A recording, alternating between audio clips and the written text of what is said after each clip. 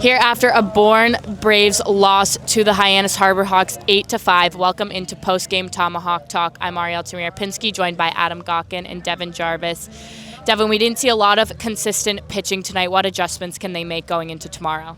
Well, it might just be a mental reset. We today really saw for the first time this season that Bourne didn't really have it when it came to the pitching staff. Well, it's not been the bright spot of their roster so far. They've still put out some pretty solid efforts, and it just wasn't exactly that today until we got to Will Whelan, who was the fourth pitcher in the game for Bourne. And that stuff has to happen earlier if you want to put yourself in a position to win games. Bourne went down a lot early. We're down 8-1 after the top of the sixth inning, and it was just too much to come back from.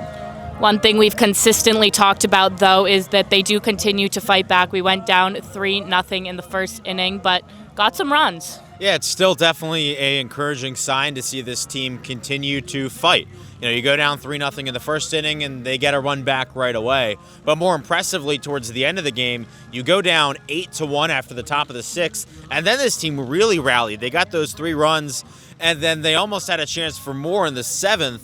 And, you know, this team just continues to hit. They continue to hit for power. The extra base hits are really starting to stack up. You know, they had double-digit hits today, so the offense not at all an issue. They just need to play a full baseball game. That's kind of been the issue right now. Well, looking forward to tomorrow. Moving on from this game, we take on Brewster back at home again. Yeah, Brewster tomorrow is going to be an interesting one. Face them on Tuesday, where the game was cut short due to darkness, but the Bourne Braves only lost 4-3, and I think, and a lot of people think, if that game continued, it easily could have been a Bourne win. So they're going to try and get a little bit of revenge, a little bit of their get back in tomorrow's game against a Brewster team who's the best in the Cape so far, 5-0. They beat Falmouth today to get their 5th win, and it's going to be a fun one. If they can get a win tomorrow against the best team in the Cape to this point, that's going to be a big momentum switcher and put them back on the right track for the future.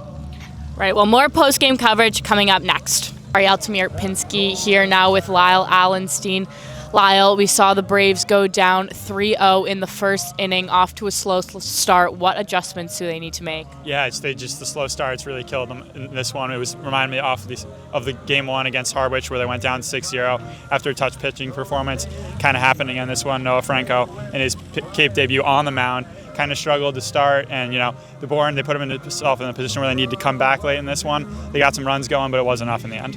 There were some fielding errors that really didn't help them at all. What can they do there? Yeah, Logan Hughes in left field, Cade Lewis at third base. Errors that, they weren't pretty, not really that hard of a play, but yeah, it could ultimately end up making a difference in this one. Gives them extra guys on base. That error by Hughes scored 2 from the outfield. Honestly, they got to clean that one up. These miscues, they can end up making a difference. Got to clean it up going forward.